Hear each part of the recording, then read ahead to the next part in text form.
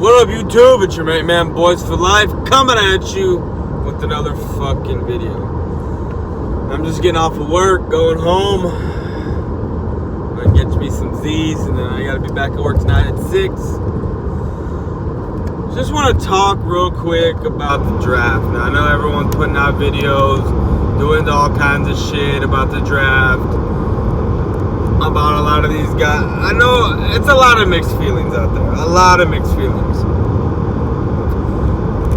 I'm in that mix of feelings. Like, I'm disappointed, but at the same time, I get why we drafted the way we did. And no, I'm not going to be one of these guys and say, in Will McClay we trust, because first of all, Will McClay has drafted a bunch of dudes for us, or helped us draft a bunch of guys that have individual talent, but collectively haven't done anything for us. It's not like, because I'm from San Antonio, so it's not like Greg Popovich, where we say over here in Pop we trust. Because Pop has brought us 5 championships since '99, and I know Will McClay has only been with us for, 7, 8, 9 years, something like that. And still nothing, you know? So, I'm not going to say Will McClay, which I'm not one of those guys, no. Because Will McClay hasn't brought us shit. Just a bunch of guys with great talent who collectively have won games, but nothing else. You know what I mean? So, but let's talk about this draft. Everybody wanted that safety pick. Everybody. I mean, everybody wanted a safety pick. I mean, I don't know how you can have the best safeties on the board when you get there. And you have, and it's either between Tristan Hill or Thornhill. Really? When you have Adderley, who's probably the best safety in the draft. You have Rapp, who is one of the top 5 safeties in the draft. Sorry about that. You have Thornhill, who's another top 5 in the draft. And I mean, it's not like it's 1's up here, 2's down here, 3. No, it's like you have 1A, 2B, 1A, 1B, 1C, 1D. Like, they're that close in talent. Well, you could have gone with any of those guys, and they would have been an impactful starting player. Now, with Tristan Hill, a lot of these people are like, okay, Tristan Hill, like, you know, this guy, whatever, he's a great player, blah, blah, blah. It's not. I don't know if this is true or not, but I get updates from Bleacher Report and all kinds of shit. If you have to make a guy sign a work ethic contract just to draft him, he's not worth drafting. I mean, I don't know. If the work ethic's not there, and it hasn't been there, what makes you think all of a sudden, boom, it's going to turn on and, oh, it's there? What makes you think that? I mean, I literally got an update from Bleacher Report saying the Cowboys had to make Tristan Hill sign a work ethic contract just to draft him. Just, you know, after they drafted him. Because his work ethic is not there. Yes, this guy, his motor goes constantly. This guy plays with reckless abandonment. I mean, this guy puts his head down and just goes. It's not like he's looking, I mean, if you look at his highlights, he's not looking for the ball a lot of the times. He's making these battles with the guy the offensive lineman he's going against personal. You know, it's not like he's pushing off, he's shedding the block and going. I mean, I'm hoping and praying that with Marinelli, the way he works with these, why does my phone keep doing that? The way he works with these linemen and getting them pro ready, I really hope that he can do that with Tristan Hill. You know, so I mean, I was good with the middle that we had. I know Malik Collins is probably going to be gone because he's hurt all the time. Woods and Ross, I was good. I think that what the Cowboys did is the reason why they drafted Tristan Hill was to help bring in depth, to help, rotate, be a rotational player, because he's not going to be, I don't know if he'll be a starter. I don't know. Only time will tell. We don't know if any of these guys are going to be starters. But I think after they saw what happened in the St. Louis game, in the playoff game, they said, nope, we're not having this anymore.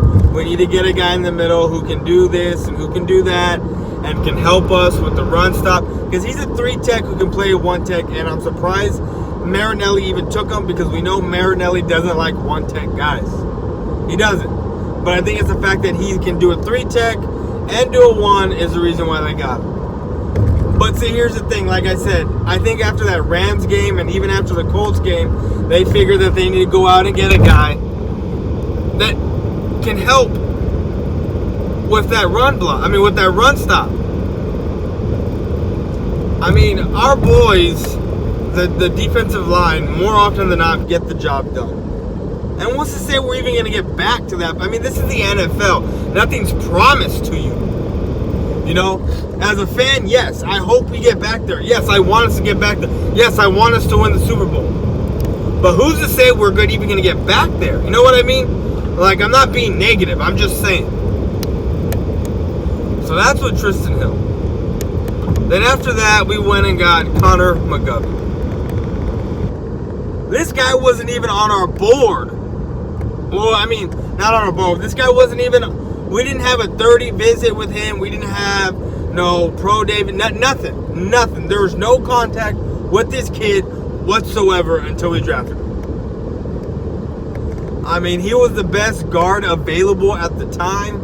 I mean, he was on that line for Penn State, who run blocked for the guy that the Eagles just picked up, and then Saquon Barkley.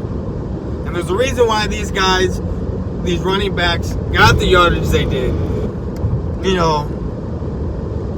Were able to make the moves they did because McGovern was one of those guys on that line blocking for him. Now, what does this mean for our O-line? Well, I mean, you're probably going to move Leo Collins out of it. He's probably going to get it shipped out. Not shipped, probably just not going to free sign him. Connor Williams will probably move to right tackle. And next year, you put McGovern right there at left guard. Probably what's going to happen. Or you do that now. Or you move Leo Collins to left guard where he thrived with us. And then you move Connor Williams out to right tackle. Then you got Pollard in the fourth round. He's almost, I'm not calling him a gadget guy like Tavon Austin, but he's more of a guy he's a running back out of Memphis. He's more of a guy who's a scat back, who run, who can also do punt return, kick returns. He can play out of the slot for you, and stuff like that. He's more of a Swiss Army knife guy who can play multiple positions. And I think that with all the offensive guys we got, the 2 running backs and the guard, I think they'll make the team, because these are positions we need, especially with Ezekiel Elliott needing, backup. The way we use him a lot, we don't want to run him into the dirt too much. So I think these guys are gonna come in as backups, and they will make the team, the running backs. Then we got Michael Jackson out of Miami. I don't know too much about Michael Jackson, but the more I watch his highlights, he fits the Chris Richard mold. Chris Richard likes these tall, lanky DBs, and he just fits it. He just fits it, and the more I watch this kid, the more I start to like his style of play. I think he's a guy who can come in and be ready day one. If Byron Jones can't go because his hip and whatnot, or at least if he doesn't go day one, if Byron Jones is there, he can be at least a backup because we know Anthony Brown probably ain't gonna get re-signed. And if we don't re-sign Byron Jones, the year under Jones and a year under Rashard, I think that this guy will be ready to go by next year. Then we got Joe Jackson. Just 3 more guys and we got the complete Jackson 5, But Joe Jackson, I was watching his highlights right now, and I like him. I really do. But we got to stop drafting these left ends. I'm not saying we got to stop, but I'm not ready to give up on Taco. The reason why I'm not is because when we put him at right end, he doesn't do much. When we put him at left end, where his natural position is, this guy he shows flashes of being a beast because that's his natural position. Now we got Joe Johnson, who's also coming off the left end, and I get it, it's depth and I get it. It's depth, and right now we are uncertain of when Tank is going to be ready. So why not have that extra depth there at left end? And I like the way this kid plays. His motor doesn't stop, and I just like how he plays. Then we got, those were the 2 5th-round picks. 6th round, what's his name? Wilson. Donovan Wilson. A&M is my favorite team. I don't watch college football too much, but A&M is my favorite college. And I like this kid. I like him. He'll hit you in the mouth. He'll knock you down. He's all right in coverage. I think he had like 4 career interceptions, or 5, something like that. But this kid will hit you in the mouth, and he's all right in coverage. Again, this is a tall, lanky. He's about 6 foot 6'1", 199 pounds, just south of 200. But this guy fits Chris Richard's mold, in the safety spot. So, and I think he'll come in and compete. But he's not going to beat out Jeff Heath. He's not going to beat out Iloka. I have this theory on safety. A lot of people are saying that the Cowboys don't value the safety position that strongly. And, look what happened when we did value it. Darren Woodson, Roy Williams. Yeah, Roy Williams wasn't great in coverage, but the boy can hit. The boy can hit and lay you the fuck out, and he can tackle. Darren Woodson can do it all. You know what I mean? They need to put more value in the safety spot, because if we were able to get Thornhill or Adderley or Rapp, if we were able to get one of those 3 guys who were on the board still, when we picked at 58, I really think that would have solidified this fucking defense. But the Cowboys, for some reason, think that Jeff Heath is the guy, and he is not. I don't get it. This is the stubbornness of the Cowboys, and I see that the way Jerry Jones is thinking that this guy is their guy and he's going to stick with them until the end. No, they cannot do that with Heath, because he is not. He's great on special teams, but that is it.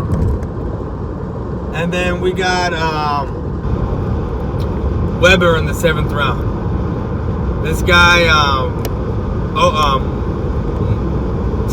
Ohio State. A lot of these guys are football ready that come out of that program. And I like the way this guy runs. They draft, this guy is actually going to be the backup, I think, to Ezekiel Elliott. And Pollard's going to probably be the backup. And Pollard will probably be the 3rd down back. One of those, 3rd down backs that you don't know if you're going to run or dump it off to him, the way we do with Zeke. And with Weber, He's more of a guy that can run between the tackles, on the inside. That can be a 3-down back, give Ezekiel Elliott a series or 2 off. So, like I said, I'm all right with the draft because a lot of this draft was depth. But at the same time, I'm disappointed in it because you could have got Tristan Hill at 90. You could have got Thornhill, because that's who we were going to go with, Thornhill. We weren't going to go with anyone else. Because it's reported saying that Thornhill, it was either between Thornhill or Tristan Hill. And to me, if you got to make a guy sign a work ethic contract after you draft him, or it was before you draft him, no, that's not your guy. That's not the guy you want to get. Not at all. I hope he pans out, this Tristan Hill. Like I said, he plays with a reckless abandonment. He puts his head down and, goes after it. And I think that if, with Marinelli coaching him, I really think he can be able to hone his skills and play more under control with that motor that he's got. And if he can do that, then I think he'll be all right. I think he'll be a great fit for this team.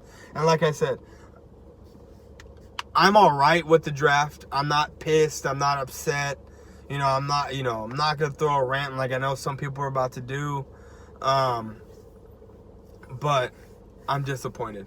I'm disappointed in the draft and how we went about things. And yeah, I'm disappointed. But it is what it is. And it's funny that everyone says, "Oh, this is going to be the toughest training camp. This is the best." They say that every year.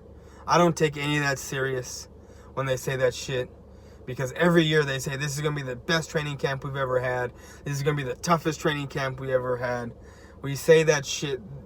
Fans say that, and coaches say that, and I just think all of that's a bunch of bullshit because they say it every year. But I'm excited to see what's going to play out. I'm not condemning any of these picks because you just don't know. And it's not right to do that. But at the same time, like I said, I'm a little disappointed. But that's all I got for you. I'm out. Peace.